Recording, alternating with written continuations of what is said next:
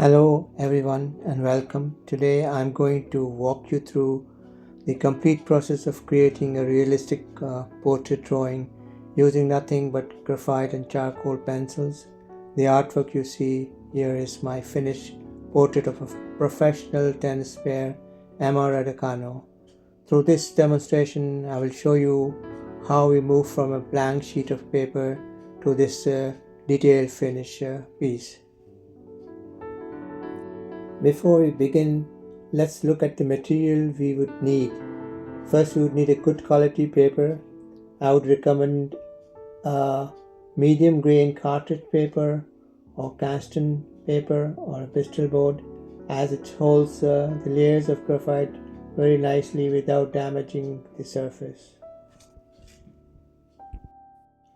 Now the tools we would require for this portrait drawing, we would need a range of pencils, hard pencils like HB, H. These are light in tone and perfect for the initial outline and the finer details. The mid-tone pencils would be B, 2B, 4B, and these are your workhorses, and they are very good for building up your portrait and the standard shading of the portrait. The softer and darker pencils are 6B, HB, and the charcoal pencils, and this give you a richer and a vibrant contrast between lighter and the darker shades. The other things you would require would be a kneadable eraser, a mechanical eraser, and you can also use an electric eraser. You would need paper stamps, tissue paper, tortillons, and soft brush for blending. So now let's get started. The most important part of any portrait happens before you add any shading at all, and that is getting the proportions correct. If your proportions are off, the drawing will not look like your subject, no matter how well your shading is. I always start using my H and HB pencils. These pencils are very light and they leave light marks, so you can erase them easily or adjust them later. I would never press hard at any stage. First, we divide the face using simple rules. Generally speaking, the length of the face is divided into 3 equal parts, from the hairline down to the eyebrows, and from the eyebrows down to the bottom of the nose, and from the bottom of the nose down to the chin. Horizontally, you can find that the width of the eye line is exactly halfway between the entire head, and a very useful rule is that the distance between the two eyes is equal to the length of one eye, and the width of the nose is usually equal and at the same distance as between the eyes.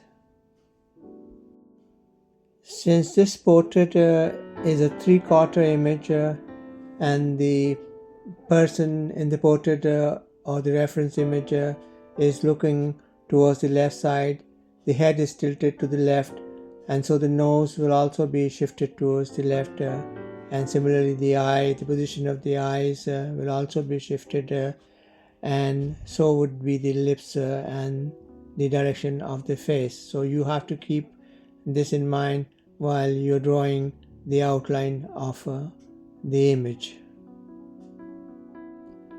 You will notice how in my finished image or the portrait, even though it looks detailed, the structure is built entirely on these simple measurements.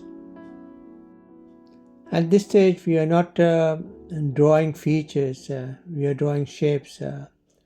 I draw the shape of the head, the shape of the hair mass, and simple boxes or lines that indicate where the eyes, nose, mouth, and the ear sits. Once I'm happy with that all the proportions are right, we move on to blocking the tones, and this is where the drawing starts to take its volume and stops looking like a flat outline. As I start doing the detailed work, I switch from the H and the HB pencils to 2B and 4B pencils. The key concept to understand here is the value. Value simply means how light or how dark something is. Every object we see has light, tones, mid-tones and shadows. It is very important to identify the light source. Every image or photograph has a light source where the light is coming from. In this portrait of Emma, the light is coming from up and from the right side. This means that the surface is facing in that direction will be of lighter in color, and all the surfaces away from that would be in shadow or would be darker. Now the shadow areas are normally under the eyes, this on the side of the nose or below the nose, or they will be this under the lower lip. So you should first put in these shadow areas. They are darker in color. Never press your graphite pencils hard way, but you should do it gently, and if you have to add another layer or another layer after that, keep doing to make it more darker rather than applying pressure. Normally you draw the hairs in strands, and the hair are usually darker in color, and so you have to use darker shades of the graphite pencils like 4B, 6B or even the charcoal pencils.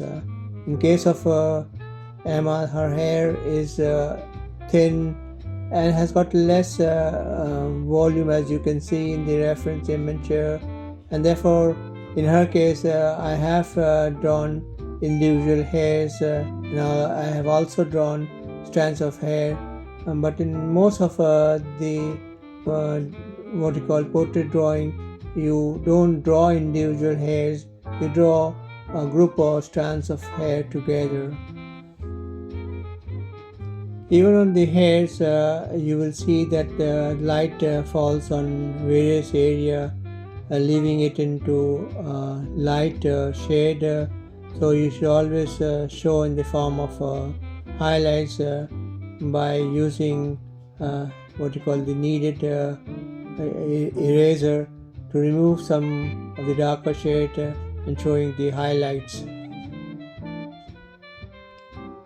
I use my soft brush or tissue paper for blending. I work in the direction of the form. For example, on the forehead I blend following the curve of the skull, and on the cheekbone I blend outwards from the center of the face. Blending helps to merge your pencil stroke so they look smooth like a skin or like a soft fabric. For the darker areas like the eyelashes, the inside of the nostrils, the dark part of the hair, you have to move to a higher grade of graphite pencils like 8B, charcoal pencils. Charcoal pencils gives a very dark values and creates a very good contrast. Well, if you have liked my portrait drawing, then please like and subscribe. It won't cost you anything.